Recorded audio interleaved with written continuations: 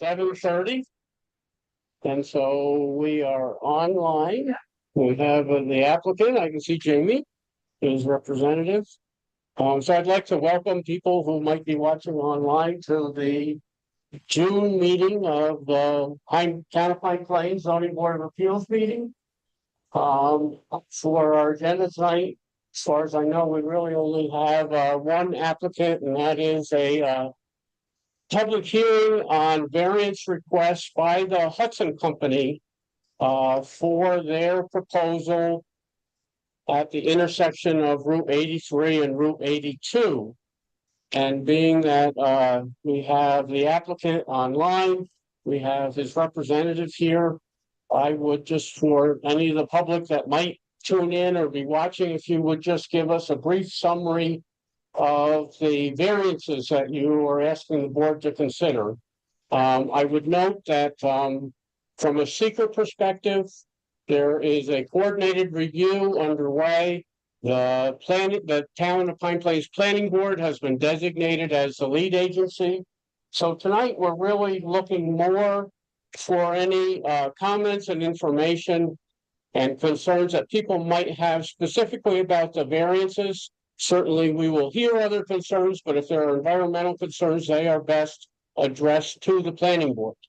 And so with that kind of an introduction, one of you perhaps could talk about specifically about the variances that you're requesting from this board.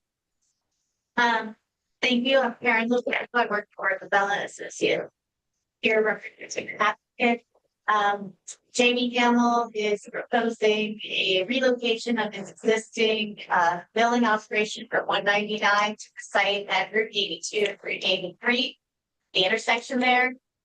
There's a proposed mill and warehouse area and 2 sheds, a kiln, a dust collector, a showroom, and an accessory apartment above that, and then several parking spots and a loading dock.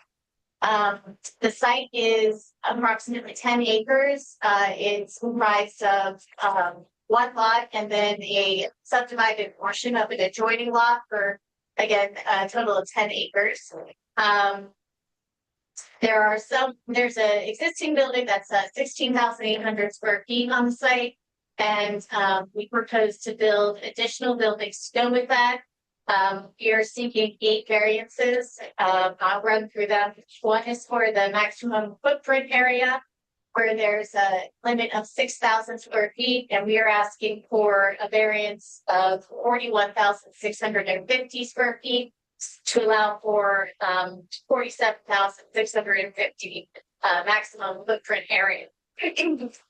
There's a maximum principal structure gross floor area of 12,000 square feet, and we are asking for a variance of 54,126 square feet, so that we can allow a maximum principal structure of 66,126 square feet. There is only allowed to be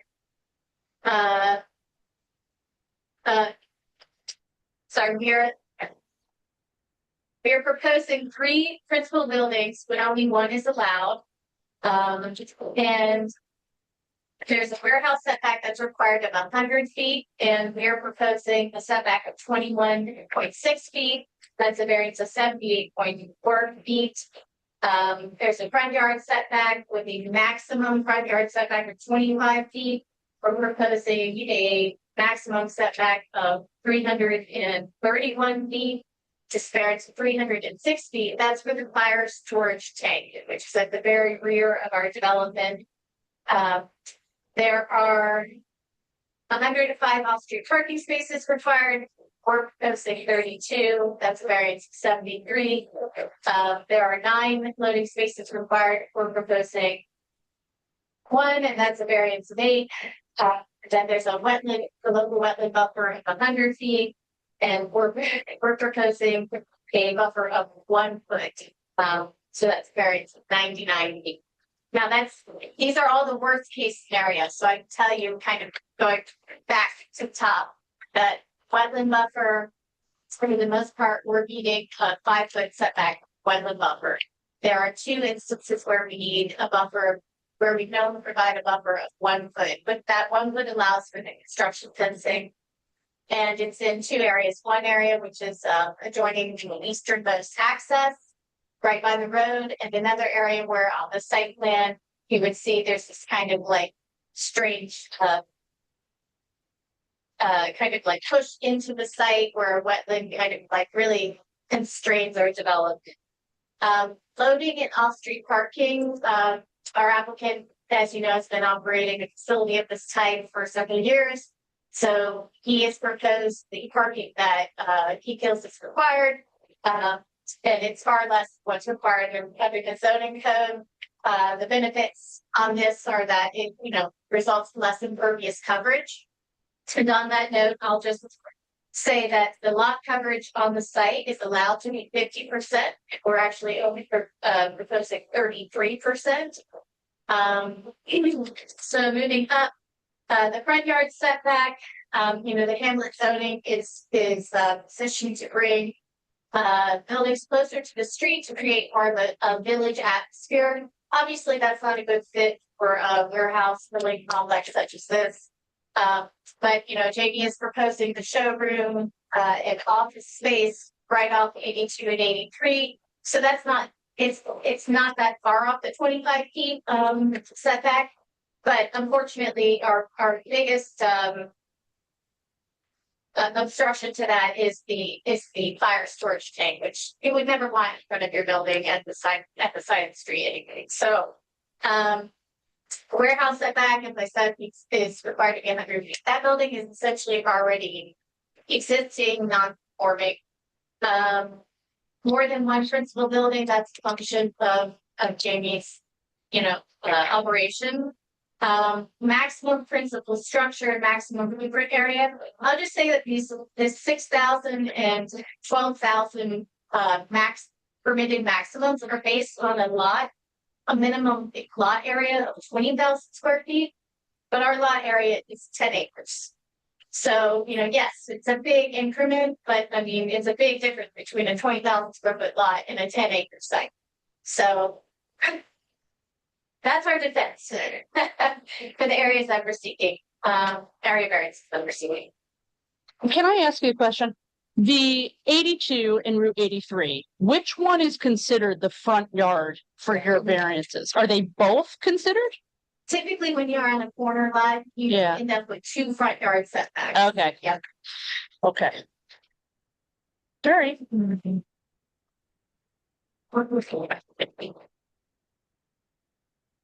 As this is a public hearing, we have a couple members of the public here. I would ask if anybody has any comments that they wanted to make about this application for the board to consider.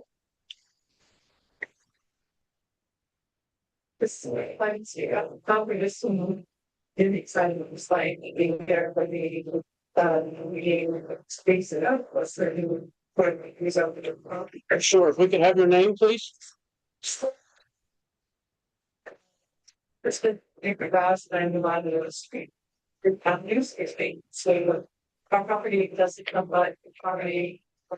I have to say that from what I understand when the July, it sounds alien possible thing. That is sort of spent about have last decade.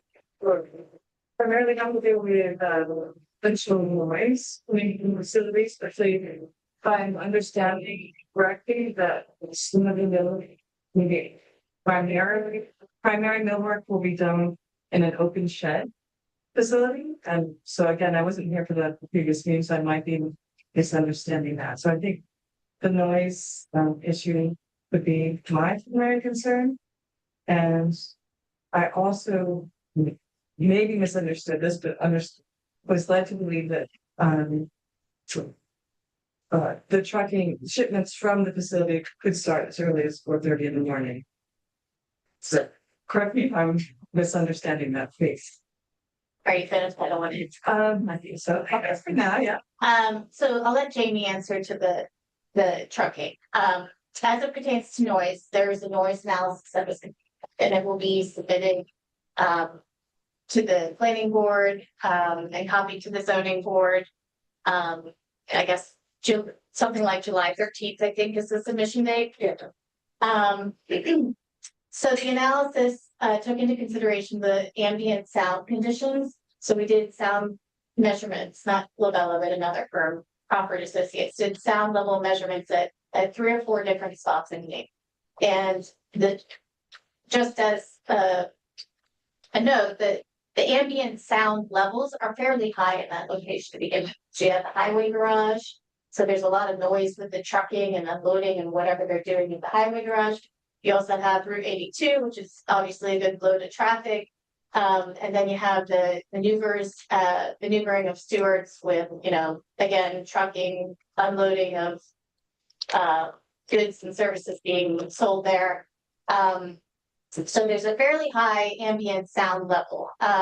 They also did sound level measurements at existing operation on 199. And so then they marry those two together, the existing sound level with the operational sound level. It's not a basic addition. There's some sort of logarithmic calculation that happens. And the findings were that there was not greater than a 6 decibel increase, which is below the threshold by the state for noise impacts. The report will be submitted. It will be reviewed by George Schmidt, who's the CPL consultant engineer. And then he'll answer questions that will it's really the extent of the summary I can give on the sound analysis. If George has questions, we'll be requesting Crawford Associates to come to the meeting to respond to those. But I do want to just point out that, correct me if I'm wrong, Jamie, but the milling is anticipated to occur in the shed off of Route 83. And the site is comprised of a number of different buildings. So I suspect that there will be some shielding of sound from that to start because sound travels line of sight. If you have something that obstructs the site, right, it bounces in different ways. And so, we can discuss this further as the analysis comes out and questions get asked, but I want to share that. Jamie, can you address the trucking? Sure. Hi, everybody. I'm sorry I couldn't be there in person today. We inbound trucking, we have, a handful of trucks that come into our yard throughout the week. Those would be tractor trailers, and we could see anywhere from 0 tractor trailers to maybe 3 in a week. Those are usually daytime deliveries, or worst case scenario, they pull in at night and sleep in our driveway. Our outbound truck, which is just a 26-foot long box truck, kind of like a large UPS. It's not a tractor trailer. It's smaller than a tractor trailer. It's a little bit larger than a typical UPS truck. That does leave our yard with our driver. He's a Red Hook resident, and for days that he's driving long distances, he does like to leave at about 4:30 or 5 in the morning. It's not a loud truck. There's no loading happening early in the morning. It's pretty quiet. And he would be driving out 83 and following truck routes only, not doing any cut throughs or shortcuts around Myrtle Avenue or back by the school. He would just be on 82 and then 199.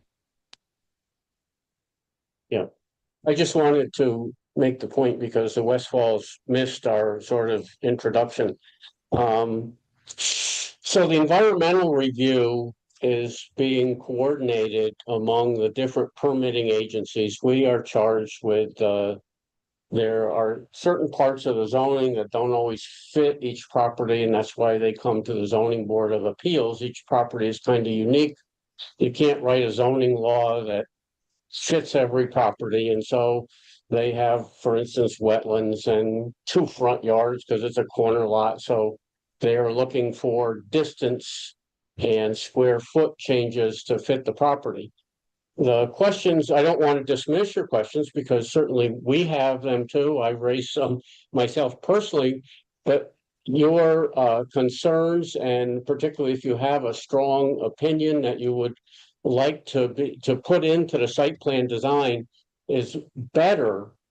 It's not that it shouldn't be directed here, but it's better to be directed to the planning board, who has direct control over the design and the exact placement of the building. They can put in significantly more conditions than we can. So as I say, we are perfectly happy to listen to people's concerns, and to the extent that we might be able to address those, we will try to do so. But the public hearing for the planning board started last week. It's still open. You are allowed to submit your concerns in writing. They will also, at the July 13th meeting, will take your comments. July 16th. We'll also take your comments verbally, just as you've presented them tonight. And I would encourage you to also do that. That's all that I had said that at the opening of the meeting, and you guys walked in about 3 minutes after I said that, so I just wanted to repeat it again. Sure. So in terms of environmental concerns such as noise, lighting, smells, traffic, those types of things should really go to the planning board, as they have significantly more control than we do. And so I just pass that on for what it's worth. If you want to continue to express your opinions, I will say that I did go to the public hearing, and people raised the same concerns that you did. So the planning board has heard those concerns, and I know that they'll listen and try to address them, I would presume. Yeah. Are there any other people? I don't see anybody on the screen, and Sarah or anybody else that wishes to make a comment. Does board wish Just the to? distance, I wondered about the notification area that we sent down. Well, for ours, it might not be quite as large, right? So it's 200. For the planning board, it was 500. 500 feet, and would 500 feet from this site incorporate parts of Myrtle Ave? See, the issue was because they're doing a lot line with Dale's property, but it hasn't, gone through yet, so I had to do it for the whole parcel. Oh, okay, So it's Dale's entire parcel, which Wow. goes all the way over to Myrtle Avenue. So I see that that would incorporate all Myrtle Avenue and probably up to the school. Yes, right, Yeah. right. Sure. Yeah. Oh, okay, that's what I was. So it is a distance from, Property lines, and because Yeah. they're purchasing a portion of Dale's property, his whole property has to be included in the review process. okay, that's. I think somebody had mentioned that the distance from, sort of the 83 entrance where a lot of the production is taking place, and the structure that I'm sorry, this woman mentioned, I think that distance was much more than 500 feet. It was more like 1,500 or 2,000 feet. Yeah. Karen, you Yeah. might be able to refine that.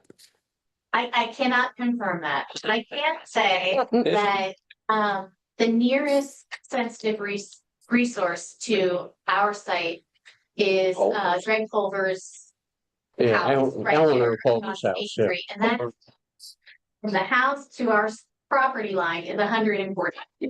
So it's a good distance to Myrtle, if that's 140 feet. Yeah. Culver's house or his mother? His mother's house. His mother's house. Mother's house, yes. Yeah, on the corner. Yeah.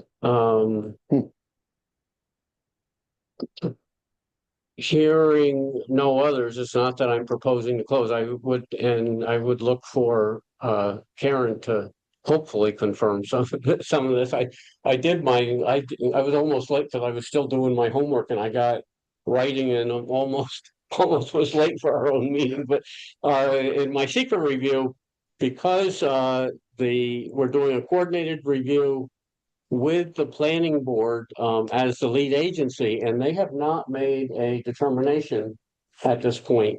And so we're unable to take any action at this point. And in fact, depending upon what they do, that may affect how we proceed. So my recommendation at this point is that we would continue this public hearing at our next meeting.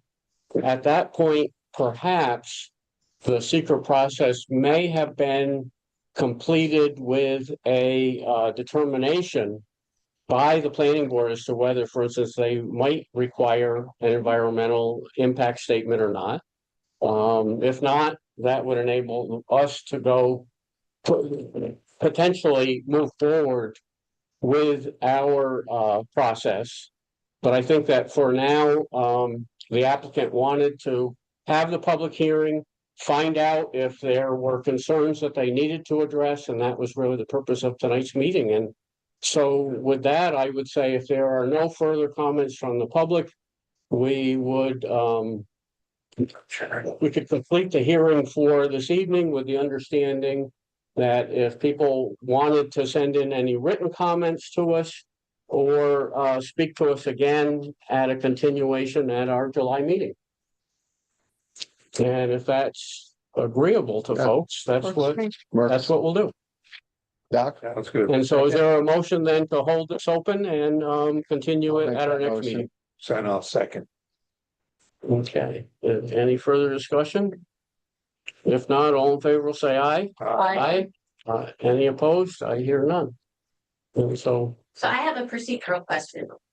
If for some reason we don't come to the next meeting, just because things have not, moved along, will we need to renotice or will you just adjourn it to the following meeting?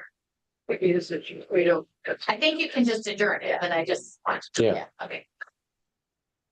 we can adjourn it till the next time you're on the agenda. How about we'll say that? That makes sense. Yeah. Right. Because I just don't want Yep. necessarily to come back to us. Yeah, right, yeah. Okay. I made copies, so I have that. I liked it. I'm trying to think if I had any other questions for you. I don't think so. But I can contact you if I do. Okay. All right, the only other item of business I think that we had was the approval of the May meeting minutes. Is there a motion to approve those?